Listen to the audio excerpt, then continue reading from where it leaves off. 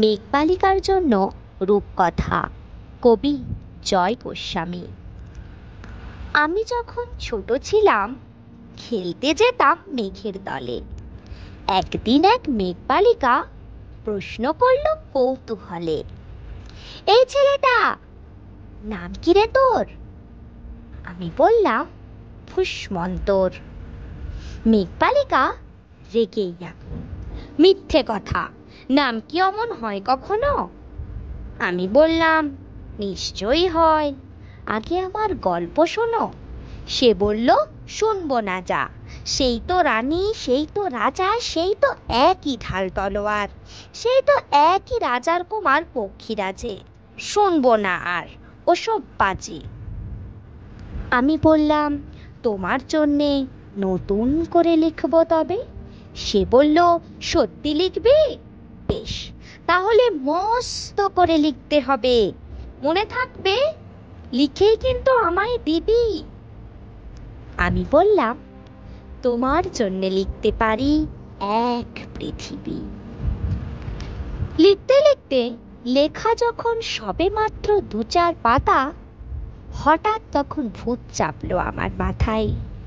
খুঁজতে খুঁজতে চলে গেলাম ছোটবেলার মেঘের মাঠে।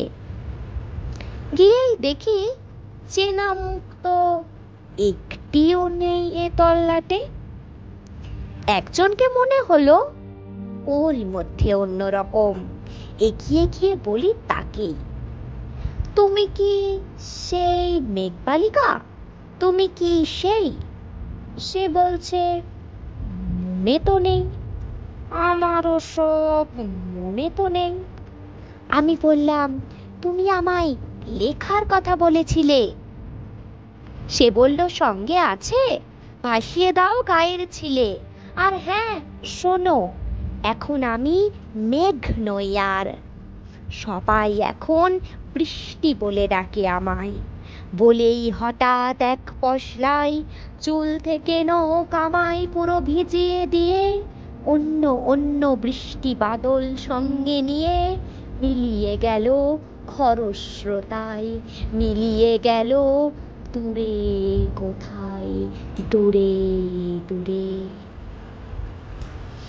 বৃষ্টি বলে ডাকে আমায়, বৃষ্টি বলে ডাকে আমায়।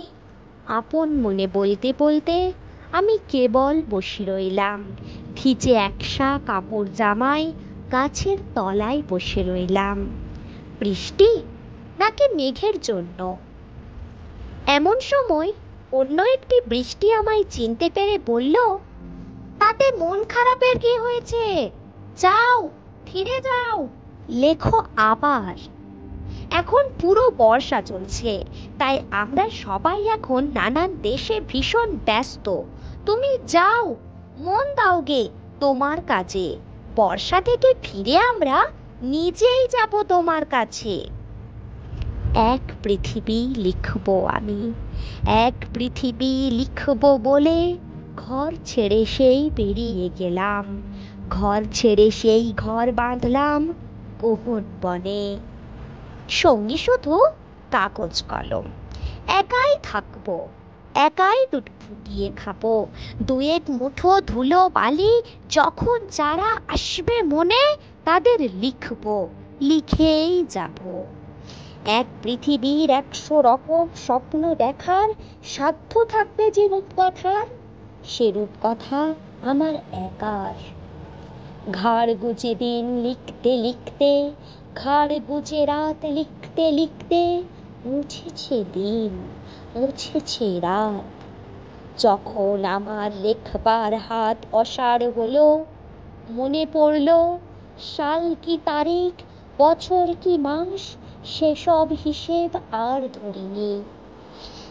লেখার দিকে তাকিয়ে দেখি এক পৃথিবী লিখবো বলে একটা খাতাও শেষ করিনি।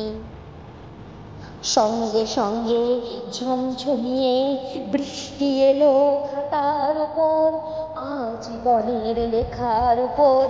বৃষ্টি এলো এই অরণ্যে, বাইরে তখন গাছের নিচে নাচছে ময়ূর আনন্দিত, এ গাছ ও গাছ উড়ছে পাখি, বলছে পাখি এই অরণ্যে কবির জন্যে আমরা থাকি। বলছে ওরা কবির জন্য আমরা কোথাও, আমরা কোথাও, আমরা কোথাও হার মানিনি। কবি তখন কুটির থেকে তাকিয়ে আছে অনেক দূরে, বনের পরে, মাঠের পরে, নদীর পরে, সেই যেখানে সারা জীবন বৃষ্টি পড়ে, বৃষ্টি পড়ে, সেই যেখানে কেউ যায়নি, কেউ যায় না কোনো দিনই। আজ সে কবি দেখতে পাচ্ছে সেই দেশে, সেই ঝর্ণা তলায় এদিক ওদিক ছুটে বেড়ায় সোনাই মোড়া মেঘ হরিণী, কিশোর বেলার সেই হরিণী।